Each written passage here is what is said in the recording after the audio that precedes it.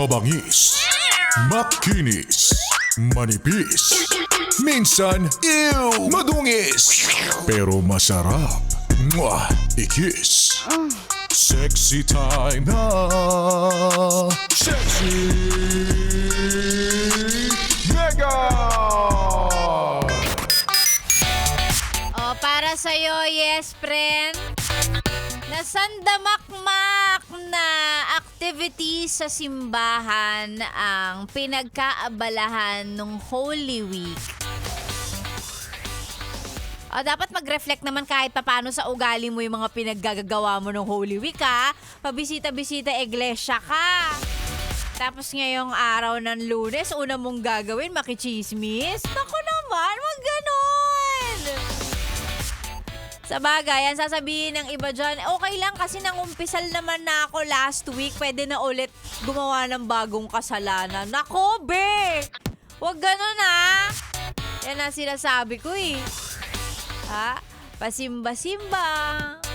Tapos pag uwi galing simbahan, hindi didiretso ng bahay. Didiretso muna sa kapitbahay, chichismis. Uy, nakita ko sa simbahan kanina si kumaring ganto, ganyan-ganyan. Iba kasama, ha? Sino yun? Oh! Yung mga ganyang eme-eme ninyo. Naku, be, magbago ka na ako. Kakasabi ko lang kanina. Ha? Magbago ka.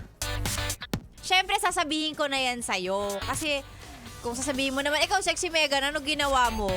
Nag-outing kami ba? Nag-outing kami ng Holy Week. Bakit? Hindi, sinasabi ko sa'yo, kasi sinasabi ko din yan sa sarili ko. It's always nice, laging maganda na at least meron kang kaibigang nagpapaalala sa'yo na, uy, magbago ka, pangit na ugali mo, hayaan mo nang ako yon.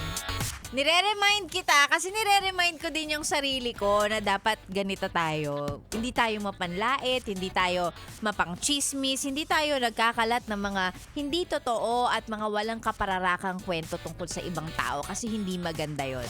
Dapat lumalaban tayo ng patas. O, 'di ba? Dapat mabait tayo sa ibang tao kahit yung ibang tao na yan hindi mabait sa atin. Ganon! Oo, parang totoo talaga. Kung totoo man, few days after Holy Week lang yan. Tapos pagkatapos ng mga ilan linggo, ganun na ulit ang ugali. Naku, alam na alam ko yan. Ay, nako. Pero again, ako nandito lang ako. Laging sinasama ko yan sa adlib ko kahit na Holy Week o hindi. 'Di ba? Yung sinasabi kong, be, magbago ka. Magbago ka na. Ha? Para at least kung sakaling hindi ka magising kinabukasan, at least ang maalala ng mga tao sa'yo, yung magandang karakteristik mo. Na nakita nila na, ay, nagbago na siya, mabuting tao na siya ngayon. Ganon! Ay, naku, tama na nga yan. Magbasa na nga lang muna tayo ng mga pa-shoutout ng mga yes friend nating naka-tune in. Kahit na Holy Week nakikinig ng Yes FM. Hindi ko alam kung paano nila nagawa kasi naka-off-air naman kami. Naka-off-air kami ng Holy Week. May mga nare-receive ako message. Sexy Megan, pa-shoutout naman, nakikinig ako ngayon. Paano ka nakikinig? Naka-off-air nga kami. Nagdadasal kami dito. Tsaka naglilinis yung engineering department namin. Paano ka nakikinig? Eto, mag-hello tayo. Sabi ni Robert Leyva, hello po. Hi, Robert. Ayan, mukhang sa sasakyan ba to? Mukhang sa sasakyan siya nakikinig. Hello sa'yo, Robert. Ganon din kay Janie Lynn. Ayan. Hello sa'yo. Maraming salamat, Janie Lynn Lagradante. Marilo Punong Bayan. O yan, solid Yes FM naka-tune in daw sa atin. Happy Monday. Ganon din kay Elizar Kaloyloy. Ayan, Happy Easter. O, Happy Easter. Ayan, hello sa iyo.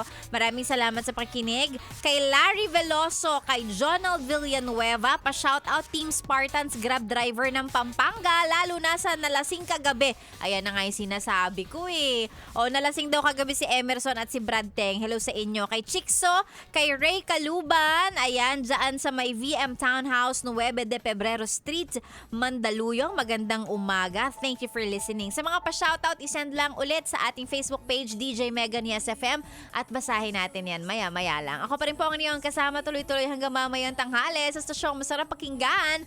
This is 101.1 Yes FM. Solid!